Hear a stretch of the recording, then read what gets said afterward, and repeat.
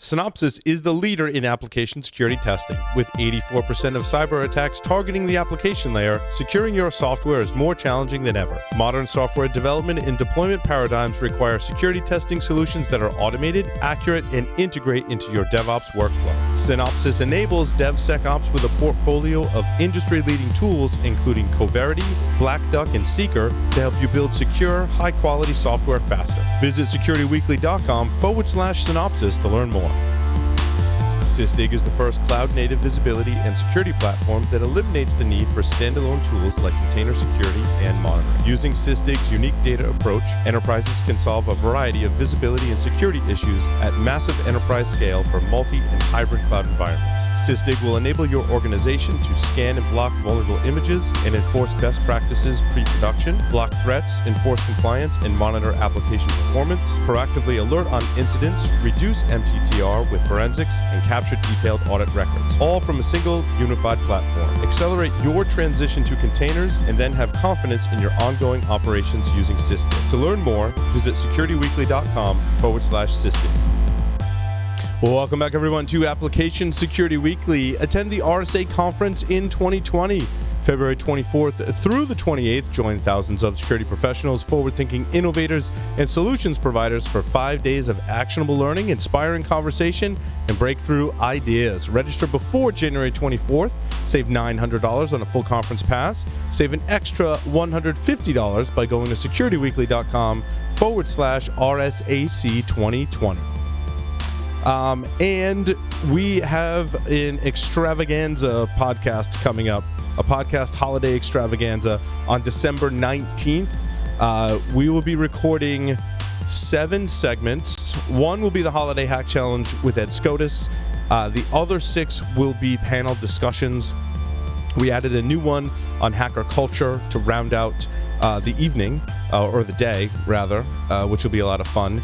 The one that I've been doing a lot of research for and giving like little teaser kind of things is the security history, which was one that required, I thought, some research, right? Because I didn't want to just, if you search for security history on Google, you'll be disappointed in the results, especially I think after you listen to our segment on it.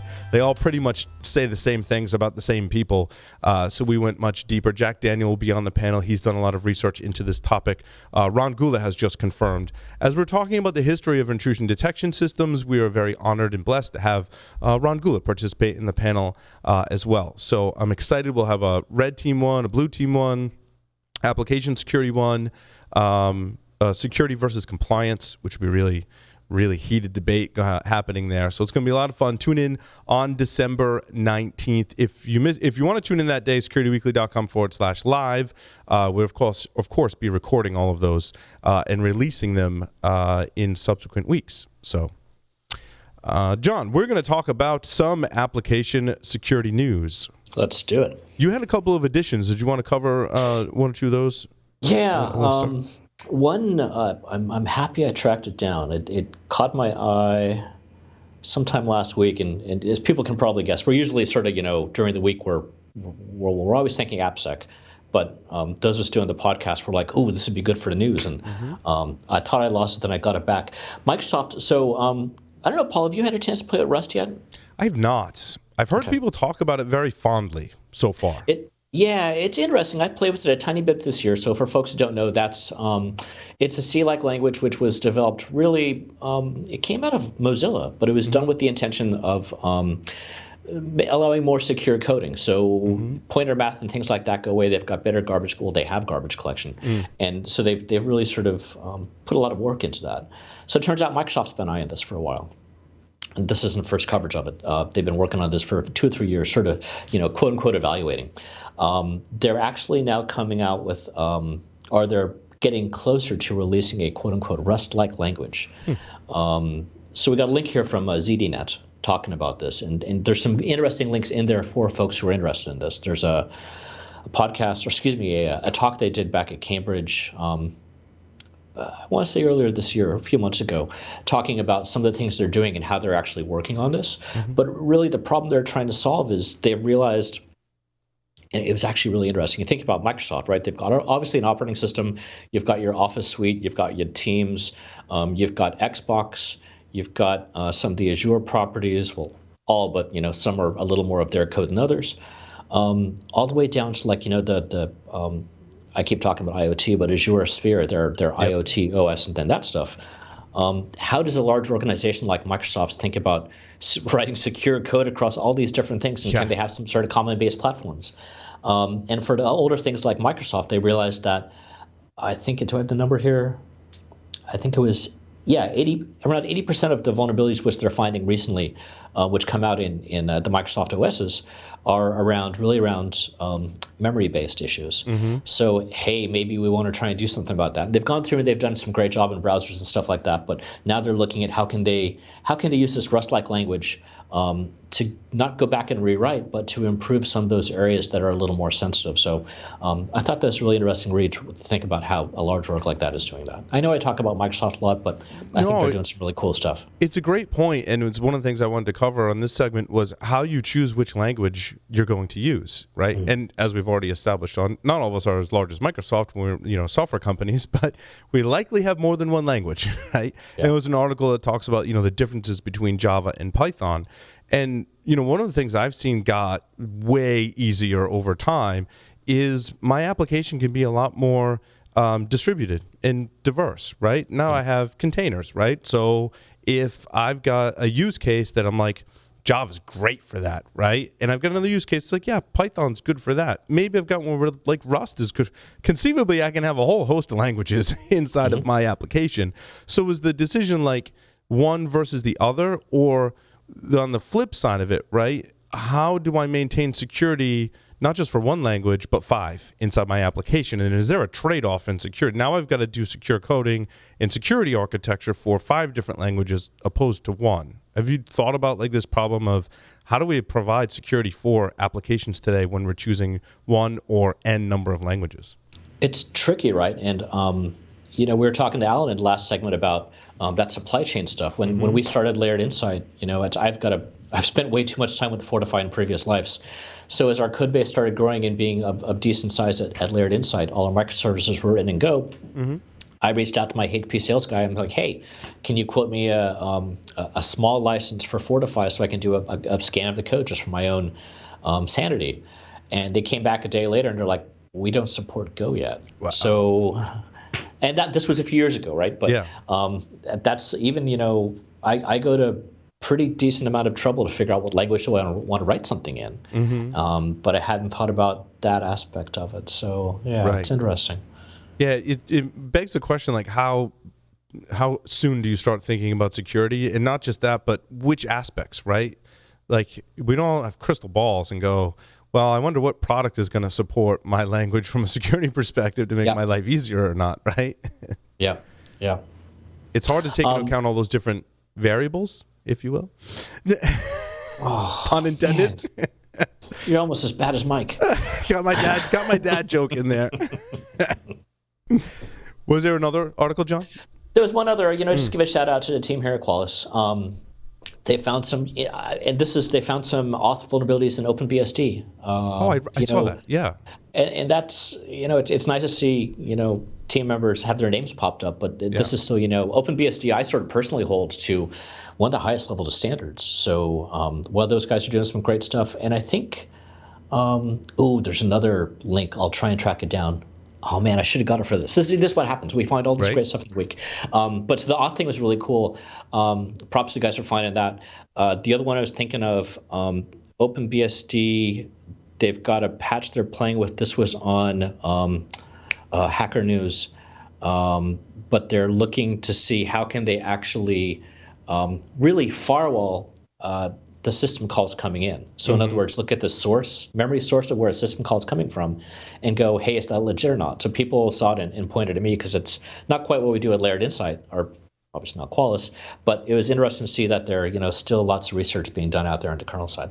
Yeah, OpenBSD has always been on the forefront of security, and I think they've come under fire because they tout security as their thing, right? And of course, us as hackers try and poke holes in that. And, back in the day, I would use OpenBSD because, if I were to deploy some Linux systems in production, the work I had to do to secure them was a lot more than OpenBSD. And so I was using that for a while and really liked it. but Linux kind of took over, especially when you look at how you're deploying in VMs and containers today.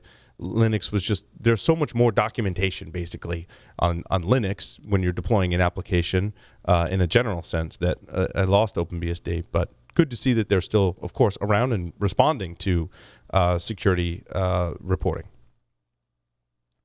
Yeah, I think they're thriving in their neck of the world. I mean, it's obviously it doesn't have the adoption of Linux, but the impression I'm getting is Theo's around and those guys are still going gangbusters. So more power to them. There's some article. This article I wish I had found about 8 months ago, and ties into another article that we have. But so the top 10 useful GitHub repos that every developer should follow. There's some good stuff in here, John. I know you didn't have that much time to look at stories, and that's all my fault. But did you get a chance to look at some of these libraries? Yeah. Oh no, I did. I've ripped through them. This was an interesting because the number one they have on here, Freed Code Camp. I think of that as a blog on Medium. I never knew they had a code repo behind it at all. So it's interesting. You take a look at some of these things come into us from a different point of view, and hey, there's some interesting stuff there. Yeah. I liked the number 5 on their list, the algorithms in Python, because I'm relatively new to Python, right? And I started coding when I was 7 years old in BASIC, and did a number of languages in between. And I was fortunate to sit next to some senior developers in my first programming job, still in college, and they would reinforce algorithms. And I'm like, how do we code that, right? And I'll never forget when we was going through the bubble sort, right? So now you fast forward, now I'm in Python, and I'm like, I got to sort something. Like, I vaguely remember that now. And this repo was really nice and had like a library of all the different sorting algorithms and how you implement them in Python, which is, slightly different for every language, of course, the syntax and how it handles data structures. And like, I wish I had found that 8 months ago, so I could have had that easy reference to go, I got to sort something. I think I'm going to use a sorting algorithm. How do I structure that in Python? Yeah. It's a great resource. I think I would have, I don't know if this is supposed to be ordered. When I see Bootstrap on there, I think that's probably would be near the top of my list.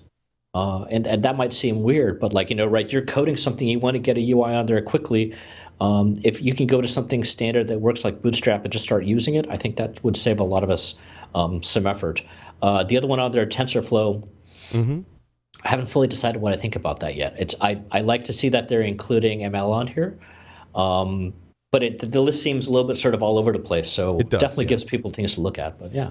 Yeah, and in fact, John and I both found something interesting in there is probably a good indication. Should be something you want to check out. Definitely. So the one that ties into that is someone wrote an article titled "Top 10 Algorithms Every Software Engineer Should Know by Heart." Right. And I think we just established that you can go find the open source libraries that show you them, so you don't have to remember them and have them all memorized, which is not a bad thing. But the quote from the article I thought was really, really good. It wasn't from the article, it was from a comment where someone said, software engineering is about problem solving and creatively composing code to do complex things, not rote memorizing of common knowledge. So there's a lot of different aspects and different angles you could take on this, right? Because one, we don't want to reinvent the wheel, right? Yeah. When I go write a sorting algorithm or implementation of it, I do want to borrow from other people's work so I don't make the same mistakes. I think from a security perspective, that's important, not necessarily me memorizing it and recoding it every time I go into a new language and a new problem. However, each problem is different and unique, and you could introduce vulnerabilities if you don't try and take your own angle on things. Yeah, so this one I haven't been able to read because I've been clicking on it for the last hour or two, and I can't get the site to come up. Oh, that stinks. But hopefully it'll come back pretty soon for our listeners. But it almost triggers something in me when I see it, because I think algorithms, and unfortunately for me, the first thing I think of is interviews, either being on either side of that fence, right? And I think you gave a really great example too, right there. I think for me, from an interview point of view, right, I much prefer the interview style, and I know I'm sidetracking here, but I prefer the interview style where give someone a homework project, let them go and figure out, come back and explain their thought process. Don't put someone to a whiteboard and say, show me the tightest way to, we were talking about sort being that example. pick a language which doesn't have a sort algorithm built into it nowadays. Yeah. So, right, sometimes we have to code this stuff from heart, and we should do it at least once so we know how to do it. But at the same time, so it's funny. Our developer Marcin, who's sitting on the other side of the room there, was the person who answered that the best, which is why we hired him, right? Because I gave exactly that example, right? I presented a problem, like. You don't have to write code. Like, just tell me how you'd approach this problem. I don't care if you know the algorithm or not. How do you approach this problem, right? And that was exactly one of my tests. So good to know that I had a decent fundamental approach to interviewing. So I think also kind of along the lines of software design, object-oriented programming is something I had to re-familiarize myself with, as I hadn't used it in some time, and had to understand our own object model as it was implemented, and then modify it and add onto it, and make sure I wasn't making horrible mistakes doing that. Now, we're in the unfortunate circumstance where it wasn't designed quite right from the beginning, and that can open up a whole can of worms of vulnerabilities and issues in your software, right? So I think that having a solid design from the beginning not only gives you good software, but it gives you more secure software in that you can not fall into a lot of pitfalls if you follow certain models, such as object-oriented, right? Making sure that each object is not overlapping with something else, that your functionality is small enough to fit in smaller objects, right? Doing inheritance properly. I think those fundamental designs we kind of lose sight of, and then we talk about major security vulnerabilities. Had we backed up and maybe thought about the design first, might be in a better shape. That's... So two thoughts on this one. One is again, this link is on that same side, so maybe it's me or someone's blocking me. But so the first thing there, especially you guys are writing a lot of Python now, if I remember right. And Python and C are both these languages where you don't have to use the object orientation. Correct. And I think that can sort of, you start just scribbling out a bunch of code, and then at some point you're like, hey, there's a reason to do object orientation here. And then you have to sort of step back. I was reviewing code for one of our customers last week. They're doing a bunch of API stuff. They're trying to multi-thread it in Python. And they had started and looked at it. It looked really cool, but then when they went to the multi-thread, you know how multi-threaded applications start. You said multi-threading and Python in the same sentence, so we all know where this is going, and it's not a good place. Exactly, and you mentioned security, and that's what made me think of it. Yeah. So it starts with a single bit of code, and it works, and then we're like, hey, let's multi-thread it, and you're still using those global variables, and it's just a matter of time until you shoot yourself in the foot. Exactly. So yeah, it's if you can think about that, even just 5-10 minutes at the beginning, why am I doing this? What's the sort of scope? How are we going to be using it? You'll never dream up everything, and you don't want to dream up everything, but it's worth that thought process. Right. Tying back to our previous conversation, there's actually a couple of articles in here, John, that really are just variations on that thread. One is WhiteSource acquires the open source Renovate dependency update toolset, and then turns around and open sources it. Now, which is interesting because following our previous conversation, one of my evil thoughts is, well, if there's a software composition analysis company, isn't it in their best interest to have software out there that's vulnerable? Because otherwise you wouldn't need it, right? But obviously that's not, WhiteSource is showing that that's not the case because they're open sourcing some of their technology to help make your software inventory better. Yeah, I thought this was pretty neat. I haven't had a chance to play it Renovate myself, so I don't know exactly how it does that magic. It's going to be on my list of things to go check out now. 2019 is, as we're starting wrapping up, it's been a really interesting year for this source code analysis space. You got Snyk, you got WhiteSource doing a bunch of stuff. I'm an advisor in another one, DeepSource. So I think a lot of these guys are really doing some cool stuff, but it's interesting to now see. It got to the point where even we're talking about GitHub's now actually giving us recommendations, and it's going to be interesting to see how Microsoft does with that over the next year. But it's interesting to actually see something try to fix, not just tell. Yeah, absolutely. Another great article, I like the title too, The World Runs on Open Source, but who's paying for the gas, right? Yeah. And I think a lot of us don't realize that there are larger corporations that are largely funding open source. And this article talks about kind of the freelance developers that are working in open source.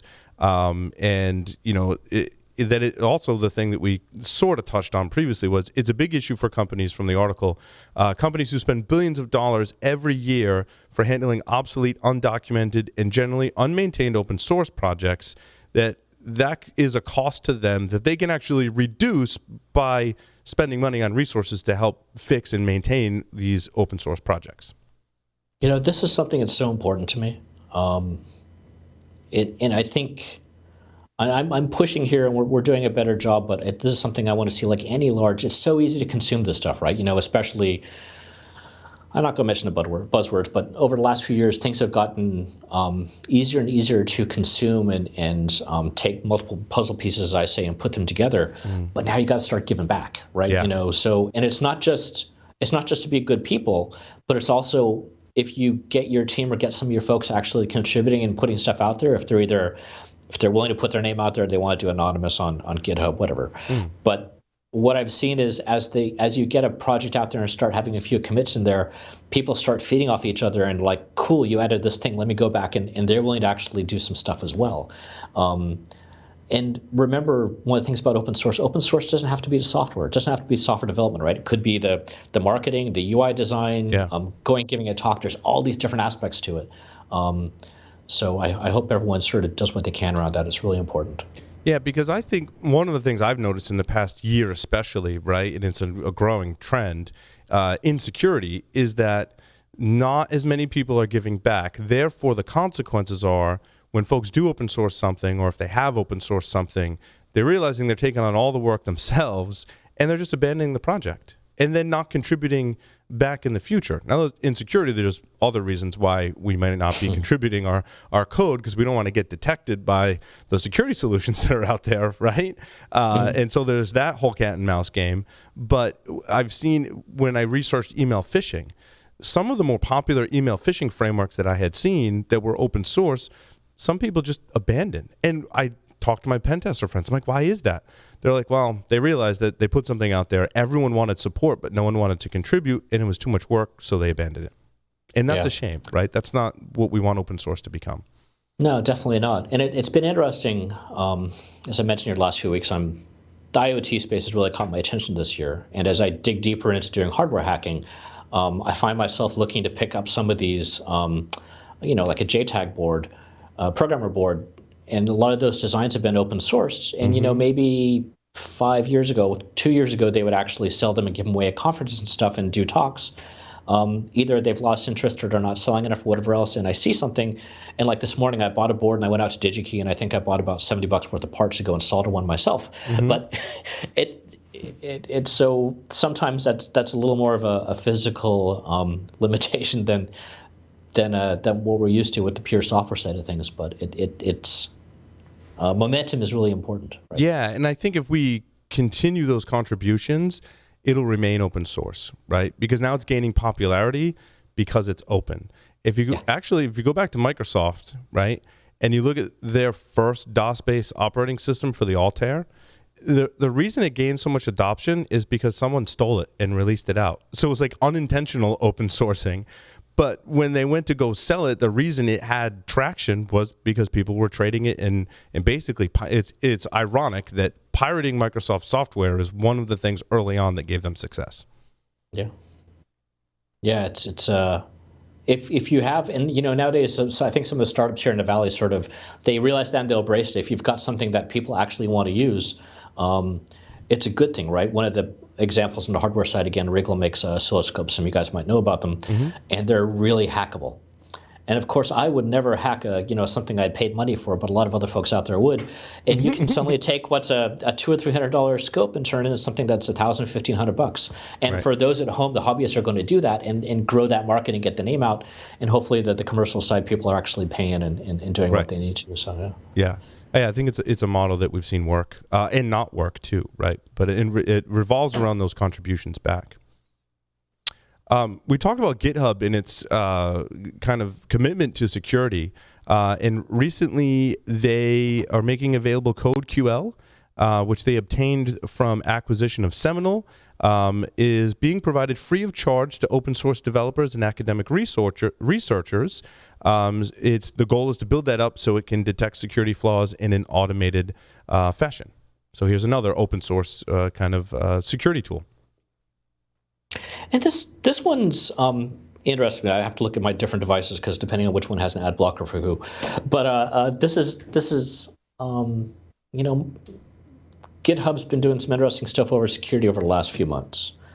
And where besides just they're doing some interesting things, and also it's not just security, right? They also have the ability now to really be a Docker hub for binaries, not just containers, but binaries in general. They're sort of creeping in on other people's spaces, so it's going to be interesting to see how that goes next year, right? I don't think it's really hit people yet what's going on there, and I think what they're doing is well worthwhile, no problem with it. I'm just sort of from the Business Security Weekly side, it's going to be interesting to watch. Yeah. Amazon also, and I didn't have I lost the link to the article, but Amazon had an announcement. Did you see that one, John, where it's for Java, right? Because I looked into it, I actually was going to go register for it, but it's just for Java, and it does some analysis of your code. And it was just announced at AWS reInvent. You're thinking about Code Guru? Yes, Code Guru. That's exactly it. Yeah, this is where everyone's now dealing with the fire hose of reInvent, and I haven't got through to Keynote and everything else. This looks interesting. I'm in the same page you are. It's must register and play. I'm not sure. It'll be interesting. I think this is one of those for us to come back in a few weeks and say, how does it compare against all these other tools out there? I mean, that'd be either a great segment or something to have someone who's done something around that. Like how, as we get more and more of these things out there, which ones do you pick and why? Yeah, agreed. Well, that seems to be the crux of the issue when you're designing and implementing software is what you pick and why. Actually, in our roundtable discussion is largely centered. I don't know if you've reviewed the questions yet. I don't think we've sent them out. They are out there publicly, and we haven't specifically sent them to the panel members. But it largely revolves around, what do I pick and why? What are my options, and what's the process from, like, not, hey, recommend the right source code analysis tool, right? Because that's not productive. But how do I select the right software analysis tool, right? How painful is it to you if you don't select the right one? Yes, and what is not choosing one is a decision, right? Maybe not a good one. The last article I wanted to cover, I realized I really don't truly understand Agile. Like, I'll just throw that out there. Like, it seems like this very philosophical thing it's presented as sometimes. Other times it's presented as more kind of a technical thing that I can better understand. But oftentimes it's very philosophical. And then you get into all the memes about it, right? Like, are we in heaven? Like, oh, I haven't heard anyone talk about Agile, so maybe not, right? But this article is talking about the interaction of IoT, developing IoT with Agile, and some of the benefits. There was definitely a lack of how security gets involved with the Agile process in this article.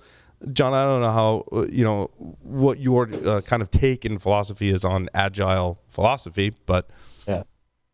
Baby, you're so Agile, you don't even know it. Right?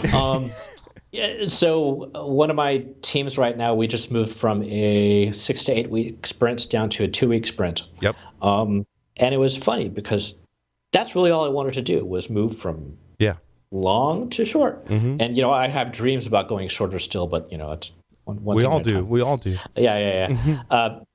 But it's funny, that was my thing. And then people started asking more and more questions about how do we plan this and everything else. And next thing people were asking me about, well, do we want to do full Agile? I'm like, maybe that's fun to think about, but we'll get down there. Yeah. And my comment to folks in general is, how many orgs can you think of that actually do full Agile code? And the only one that pops into my head usually is Pivotal, right? Because they train and teach that, and they actually have their guys doing paired coding. Sort of like Extreme back in the day, XP. Yeah. And I think there's a lot of good things to it. I think what happens is, if you look at the CI/CD aspect and the automated testing aspect, so some of those components, as you start bringing them in and adding maturity, I think that's when you start seeing some of the security stuff, not quite magically, but pretty close to it, start to happen. Yeah. So as that cycle gets tighter. So I think those things are related like that. From an IoT point of view, I imagine most IoT projects are fairly new code bases within the last few years. So it's going to be cleaner and easier for them to move over to Agile versus, Right. those folks out there. We've talked about Java, and we still have some folks here running PHP. Okay, there's a lot of them here running PHP. We're working on it. But some of those older code bases, you can't just flip a switch and say, hey, let's go over to Agile. That's Right. going to be, and then what was the most surprising thing here to me. Because I think I have an idea what Agile is. I think a lot of us have some idea. But before we had gone down this path, me and my product manager, Badru, we had said, hey, maybe we should bring in a coach and sort of give people some guidance along the way. And I'm like, no, why would someone want a coach for that? That seems sort of obvious to me. I've read enough blogs on this. And as we actually started going forward with it, a coach would have been very handy. So it's it's one of those things where it's one thing to talk about it, but then when you actually start asking questions and doing things around this, it can take a pretty decent shift of how you think. Same as we were talking about straight code versus object orientation. Right. That pretty much rounds out the stories for this week. John, thank you so much for sharing your thoughts and ideas on today's show. Thanks, everyone, for listening and watching, and we'll see you next time on Application Security Weekly.